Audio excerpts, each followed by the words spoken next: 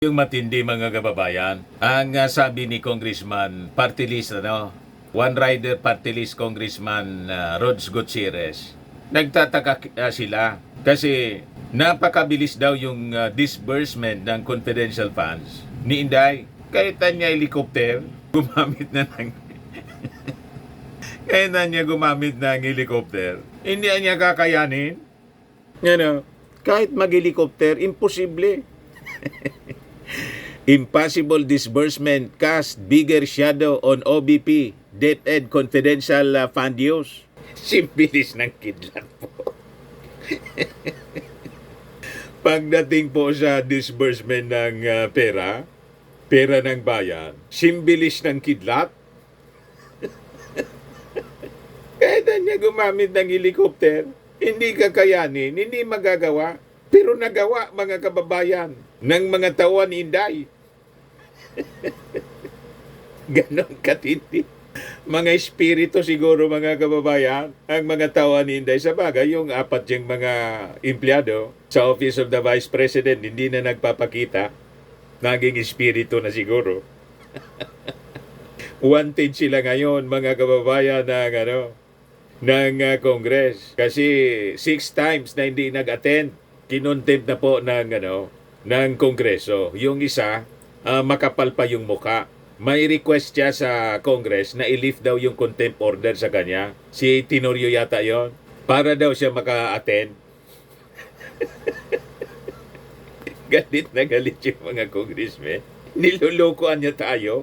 Hindi pala Tenorio, Ontorio, Limuel Ontorio. O isa siya sa apat mga kababayan na opisyal ni Inday na wanted na ngayon. At malamang kasuhan na sila mga kababayan. Criminal charges. 4 no-show OBP officers facing criminal charges. Jail term. Ito pong mga officials na nirecommend na kasuhan. Kasong kriminal po. Include Limuel Ontorio, OBP Chief of Staff. Gina Acosta, OBP Special Disbursing Officer. Sunshine Fajarda, former DepEd Assistant Secretary, and her husband Edward Fajarda, former DepEd Special Disbursing Officer. Nagsipagtago na. Pailan na po ninyo ng kaso para mapanagot sa batas. But before ko mga kababayan ibigay sa inyo yung kwento tungkol sa simbilis ng Kidlat na pag-disburse ng pera, kahit daan niya gumamit ng helicopter, hindi kakayanin, sabi ni Representative Gutierrez. Click subscribe muna dito sa ating YouTube channel and hit the notification bell para lagi po kayong updated sa mga kaganapan dito sa ating bansa. Like and share na rin po ninyo ng ating video. At huwag na rin po ninyo na skip yung ating mga commercial ads para tuloy-tuloy lang ang pag-unlad ng Bagong Pilipinas. At itong ating programa mga kababayan, atid sa inyo nitong ating mga sponsors. Firmax Firming and Lifting Cream. Pinapay po sa mga pulses in affected area. Mainam po ito sa mga pains at paninigas ng mga kaso-kasuan. Ito sa mukha naman yung application, anti-aging, Automax po siya. Ito ay Glow 60 mga kababayan. Whitening po siya. Made in South Korea. Ito naman po, Nengxia Red Mix Fruit Drink. Gawa po siya sa goji berry. May anti-cancer properties po siya. At sa mga naghanap po ng malinis and spacious fitness gym, pumunta lang po kayo sa aming Colossal Fitness Gym. May Grab car rental din po kami. At bills payment po sa aming office. At saka sa mga mahilig po sa mga imported bags, manood po kayo sa live selling ni Madam Eileen Rosales sa kanyang Eileen Closet po. Pati mga shoes, ito yung kanya po. Ito yung kanyang page. Kita ninyo, napakagandang mga online selling po siya. Si Madam Eileen Rosales. Cellphone number niya po, 773-798-7816. Balikan natin ang ating kwento mga kababayan. Lahat kaindik-indik po ang nadiscover ng ating mga congressmen. Sabi po ni Gutierrez, nakaka-alarman niya itong disbursement na ginawa ng Office of the Vice President, pati ng DepEd under Vice President Sara Duterte. Nung DepEd secretary pa siya, mga kababayan. Kasi anya, napaka-imposibleng anyang magawa na millions of pesos dinisburse, distributing millions of pesos across multiple locations in the country. In just one day anya, nagawa. That is anya physically impossible. Sabi ko nga, baka mga espiritu na yun. Mga fallen angels yata ang mga staff ni Inday, mga espiritu, masamang espiritu. Pwede mag-travel in light speed, mga kababayan. Sabi dyan, Gutierrez highlighted instances where the SDOs Gina Acosta from the OBP at saka si Edward Fajarda from DepEd allegedly distributed confidential funds across geographically distant locations within one day anya.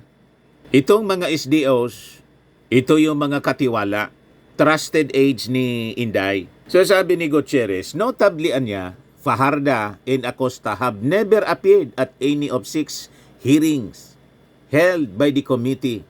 Their continued absence led to their being cited for contempt with arrest orders issued against them. Gutierrez pointed to records indicating that Fajarda allegedly made 7 disbursements on February 21, 2023, the day after encashing a 37.5 million check. Pagkatapos na ma-encash, mga kababayan, noong February 21, nung sumunod na araw niya, the AR show that SDO Fajarda made 7 disbursement in 7 different locations: Malolos, Davao, San Francisco, Agusan del Sur, Makati City, Negros Oriental, Negros Occidental, at Davao City. Questioning now the feasibility of such rapid movements. Ini Gutierrez, paano niya yung nagawa? Gawa-gawa nga lang kasi nagawa niya yung ganon. Light speed po. Sabi ni Gutierrez, kahit na niya mag-helicopter pa, hindi kakayanin. Multiple locations in one day. So yun, mga kababayan, ang kamangha-mangha na mga nadiskubre sa hearing kahapon. So sabi ni Gutierrez, the check was issued anya and encashed in Land Bank under DepEd branch in Pasig, and immediately the next day, he traveled to the 7 places in these 7 ARs. Ngayon, yung tanong ni Gutierrez, di ba niya ninyo nakitaan ng red flag ito? About the impossibility of this occurring. He also pointed to a particularly extreme example from March 15, 2023, when Fajarda reportedly made 26 disbursements across locations spanning Luzon, Visayas, and Mindanao. Baka gumamit po ng spacecraft ni Elon Musk. Napakabilis po gumalaw yung mga pagdating sa pera, napakabilis gumalaw. Nagagawa niyan yung imposibleng gawin, yung mga tauhan ni Inday. Sa bagay, 11 days, 125 million na lunok. Ito na nga po. So sabi dito, on March 15, 2023 anya, SDO Fajarda supposedly made 26 disbursements in these locations: Davao del Sur, Surigao del Sur, Oriental Mindoro, Laguna, Zamboanga del Sur, Cebu, Ifugao, Antique, Batanes, Pampanga, Legazpi, pati dito sa amin, Lanao del Norte, Batangas, Tarlac, Metro Manila, Samar, Davao de Oro, Agusan del Norte, Cavite, and Surigao del Norte. Sabi po ni Gutierrez, imbento nga po, pag gawa-gawa lang, walang imposible sa gawa-gawa. Tama po. Kaya lang, ayun, nasili po, napakaraming butas. Ang ginawa lang kasi yan, to comply. Kaya nga pati yung naubusan ng pangalan nang ilalagay sa ER, pati yung restaurant na Mary Grace at yung chichiria. Baka habang ginagawa, nandun nag-snack mga kababayan sa Mary Grace at saka yung may baon na piatos. Yun na lang yung isinulat po. Kasi under pressure sila to comply. Ganon ang nangyari po. Yung sabi po ni Congressman Gutierrez, Attorney Camora niya, kahit niya gumamit tayo ng helicopter, I don't think he could. He could do that in one day. Kahit niya gumamit siya ng helicopter, I don't think na magagawa niya yon in one day. Gutierrez also questioned how Fajarda could certify such transactions. How did SDO Fajarda certify niya and say that he personally disbursed these funds from north to south, tip to tip. Tip to tip ito ng Pilipinas, may Batanes pa rin po. These are questions that we have. Ganon katindi po ang anomalya. Tapos, itinutulak ng mga DDS na maging Pangulo. Kawawa po ang Pilipinas, paganyan. Gutierrez also flagged similar disbursement anomalies in the OBP, citing a case on December 23, 2022, where Acosta allegedly distributed over 15 million pesos in a single day to 103 recipients for expenses ranging from rewards to purchase of supplies. Yan po mga kababayan. Kaya pinatago ni Inday yung kanyang mga opisyal. Wanted na ngayon kasi kinontempt ng Kongreso. Ito yung salarin. Siya ang otak ng lahat ng ito mga kababayan. Kaya pag nakulong yung kanyang mga tauhan, ang promise ni Inday, sasamahan daw niya na sasamahan niya sa kulungan. O tuloy na po ninyo. Tingnan natin mga kababayan kung totoo yung sinasabi ni Inday. Wala man pong sinabi si Inday na nangyari. Ito po, pakinggan natin. Even if the correct signatories are there, for example, it's signed by the SDO and signed by the head of agency and properly notarized, if it has been altered in any way that any of the provisions under the certification are different, di nyo po tatanggapin. It has to be worded precisely as Annex B provides. Tama po ba? Yes, Mr. Chair. And it would require all of these signatures, Yes, such as Mr. the head of agency.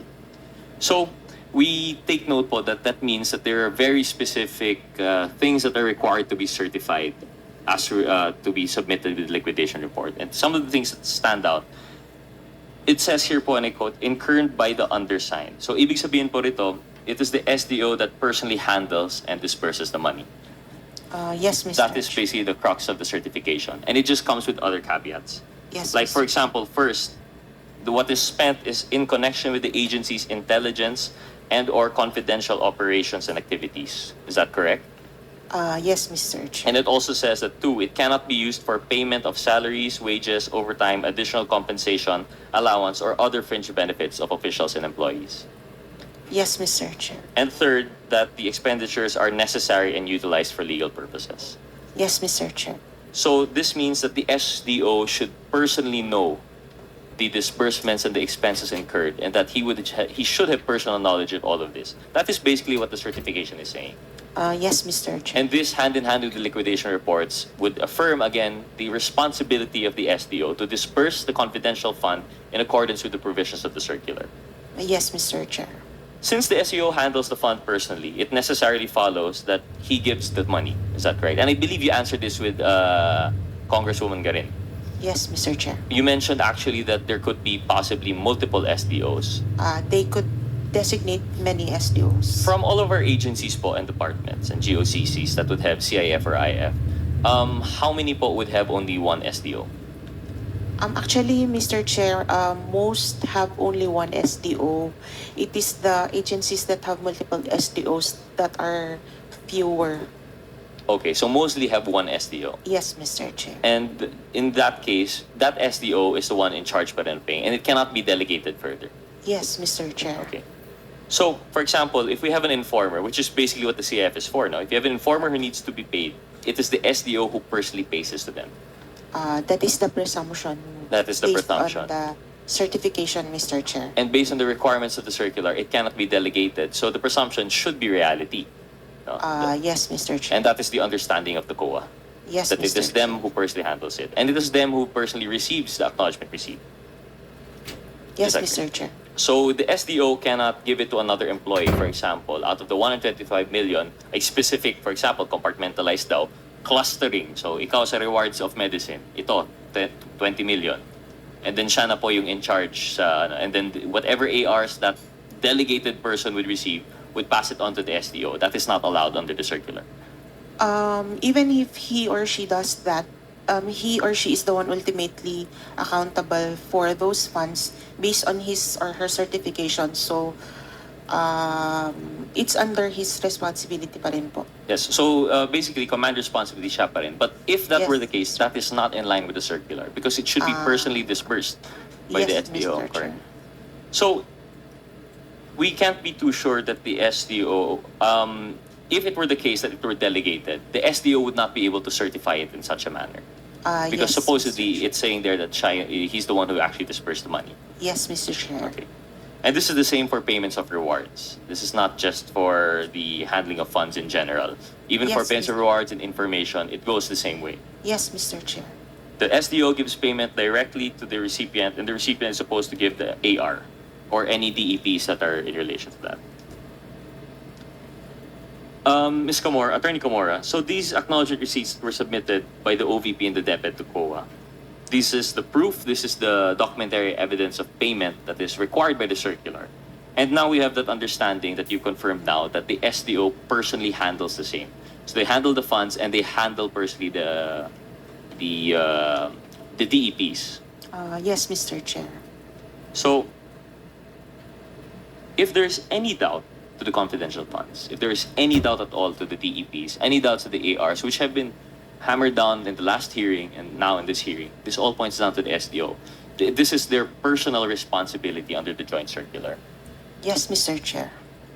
So, for example, one of the things that we pointed out last time in relation to the dates, if there is any problem with the date of the AR, it should have passed to the SDO.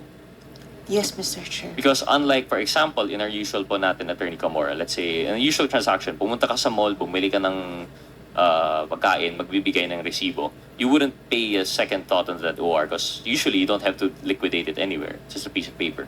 But as an SDO in which you have a personal responsibility, nakataya pera mo pa rin kasi nakaband ka po to the treasury. Yes, Mr. So you Chair. would have to check and make sure that all of the ARs are accurate, Yes, Mr. Chair. including the date. Yes, Mr. Chair. Since one of the responsibilities under the joint circular is to disburse the CF and IF in accordance with the provisions of the circular. Yes. So in the circular, it requires an acknowledgement receipt, and an acknowledgement receipt would require the date. So the date having been filled in for the AR and received by the SDO has the responsibility to make sure that it is correct. Yes, Mr. Chair, although the requirement is documentary evidence. Documentary of evidence. payment. So I'm sorry, but yes, the AR as the DEP Yes, would be Mr. Chair. required to have gone under scrutiny of the SDO. So if we had 158 ARs which have a supposed typographical error, shouldn't the SDO have caught on since they personally gave the money and received the receipt? He would check the receipt. Kung tama yung pangalan, may signature, tama yung purpose, and the date. So the 158 times na mali yung date, supposedly 158 times na dumaan po ito sa SDO. Yes, Mr. Chair. Thank you. So with that, we'd like to ask the COA. I know we've asked this before already, but we're looking into the responsibility of the COA. You've already mentioned many times that the ICFA would only be concerned with the submission of the DEPs and that you wouldn't look no further because generally parang ministerial na lang to a point. But should it have raised some red flags po? Especially now in hindsight, yung 158 with typographical errors ng dates.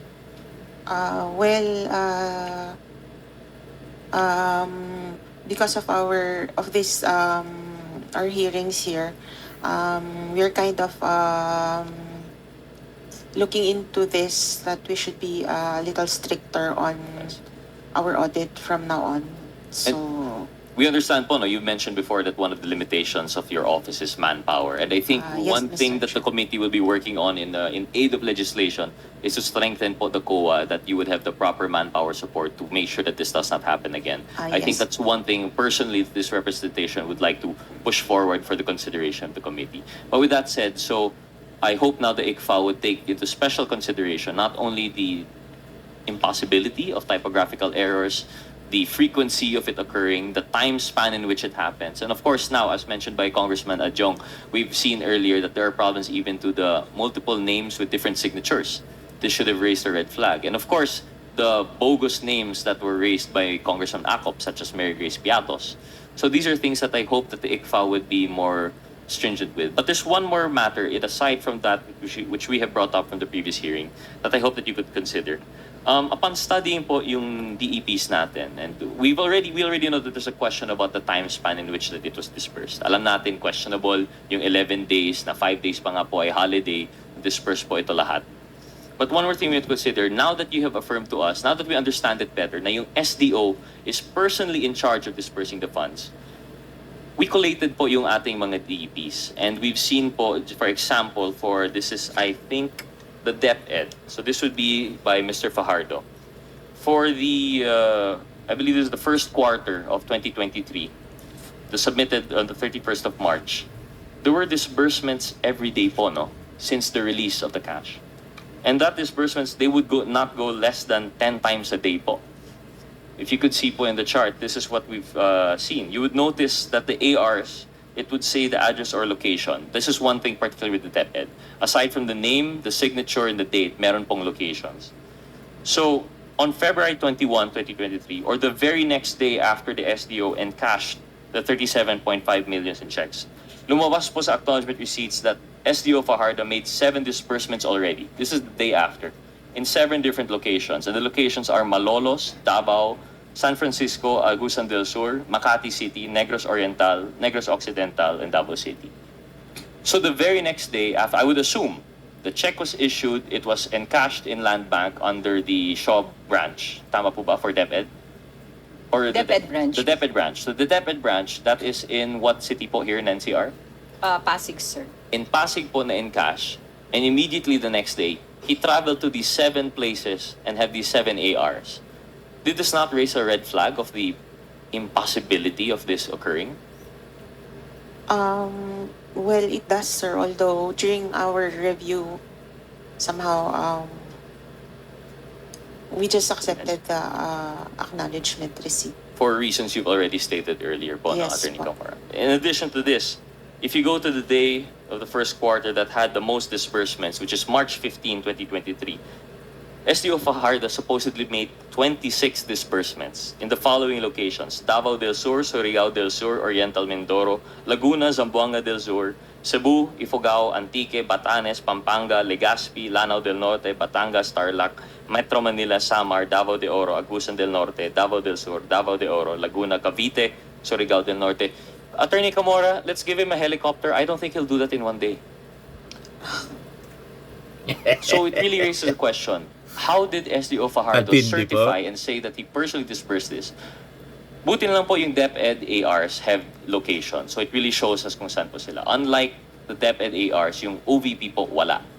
Yung OVP would only have the name, the purpose, the name, the signature, and the date. That's it. And the amount. Pero here we could see in DepEd, it seems to be really impossibility. So you could see the theme, not really the theme po, but what we're driving at here. Earlier, according to Congresswoman Garin, and I understand her frustration, there is the physical impossibility of the delivery and encashment of the cash. The questions regarding that, surrounding where it was brought. And then now, even the physical impossibility of the disbursement. Yun naman po yung tanong dito.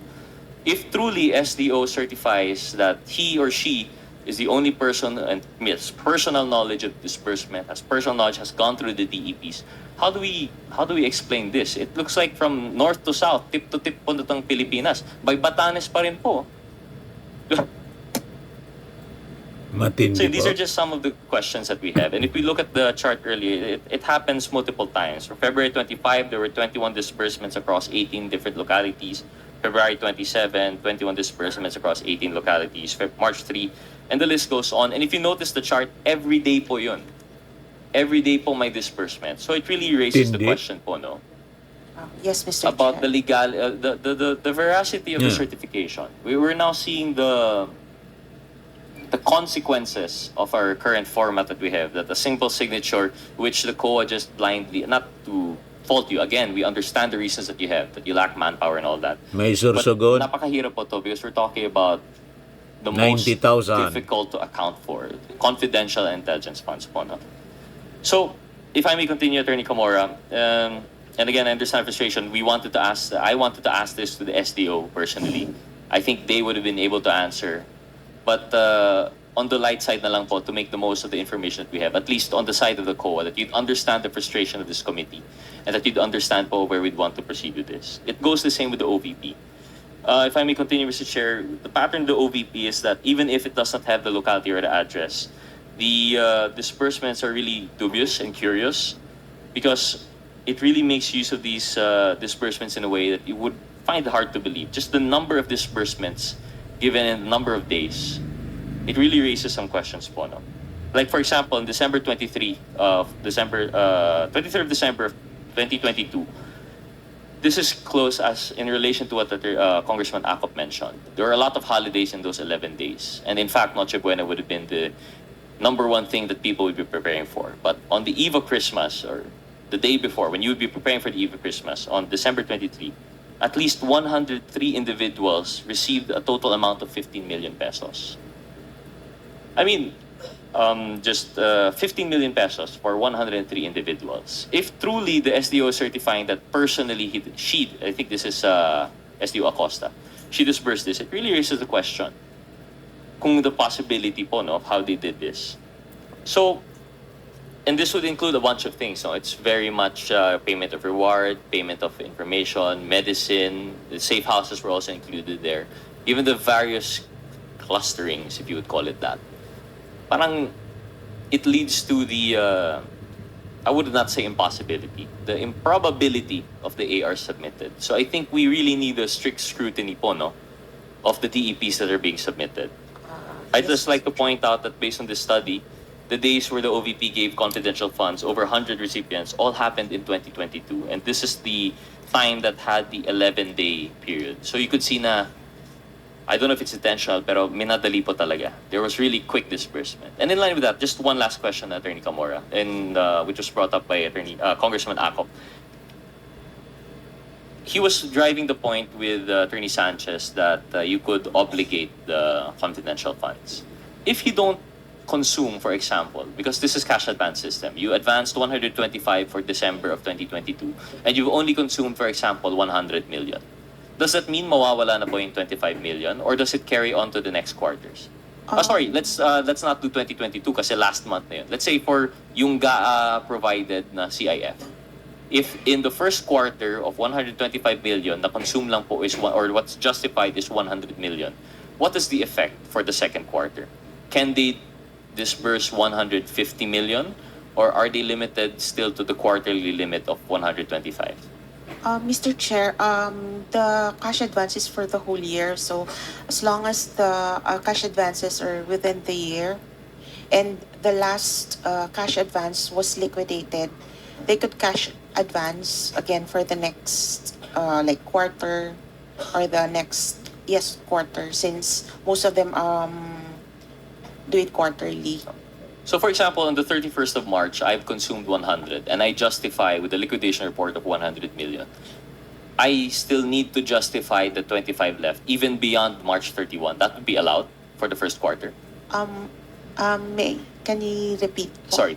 So yung first quarter po, meron tayong cash advance of Yes, 125 million. Ang nakonsumo lang po ng opisina ay 100 million lamang. May 25 million po na balance. Does that mean I can still justify the 25 million after March 31? No, Mr. Chair. If it has been cash advanced for that period and the amount that was unutilized should be returned by the SDO. It should be returned to the SDO. Yes, Yung Mr. sinasabi po ni Since Congressman yung liquidation Acop, po is yung buong amount po dapat. but it could be obligated in that time. It doesn't have to be dispersed. You could obligate for the 25 million pa hindi naman return. I believe that was the point that Congressman Acop was making. Pwede naman po Pwede. yan. As long as it is still within the year of the, it's still within the year, so yung cash advance is still for the year. Thank you, Attorney Comoro. So yun lang po, just to manifest, it really drives the point that it seems to be, there are questions po with the timing and the accompanying DEPs, and I'm sure that we're still going to go back to this. There were other questions, but unfortunately, wala po yung ating SDO, so I'll have to hold on to that. Mr. Chair, with that, Malinaw po na talagang nalunok. Nalunok ng giganting pusit. Sa mga naghanap ng malinis and spacious fitness gym, pumunta lang po kayo sa aming Colossal Fitness Gym. We also offer Grab Car Rental with our brand new 2023 model ng Toyota Innova. We also accept booking for those who are planning to travel via PAL, Cebu Pacific, and other airline companies, local and international, and bills payment for Meralco bills, PLDT, Aleco bills, etc. Ang Colossal Fitness Gym is located at 3rd floor Security Bank Building, Landco Business Park, Legazpi City, Albay. For inquiries, look for Chilon Maravillas. Contact number 0966-802-0949. Yan yung aming Innova. Lagi na pong matao sa amin. Pati mga foreigners po, tingnan ninyo. Mga British tourists sila. Ang lalaki ng katawan na, mga kababayan, nag-gym sa amin. Ito naman po, Indian National. Ito mga mga European sila. Ito naman yung bago naming product na binibenta online, Eye Glow Serum. Whitening po siya galing sa South Korea. Tingnan ninyo yung epekto sa aking anak na architect entrepreneur, Riz Maravillas. For inquiries, look for Riz Maravillas on FB. Ito naman po, Firmax Firming and Lifting Cream. Pinapahid po ito sa mga pulses and affected area. Mainam po ito sa mga pains at paninigas na mga kasukasuan. Ito po, Automax Radiant Serum. Sa mukha naman yung application. Anti-aging po siya. You will look 10 years younger than your age. Sa mga cancer patients naman po, baka lang gusto ninyo itong itry. Nengxia Red Mixed Fruit Drink. Hindi man po siya gamot, food supplement siya. Kaya lang, gawa siya mga kababayan sa goji berry. Yung goji berry may anti-cancer properties. Yung mga inquiries ninyo, dumiretso na lang kayo sa aming messages sa Facebook para masagot namin agad. Ayos po, ako po si Dante Maravillas. Bye-bye. God bless.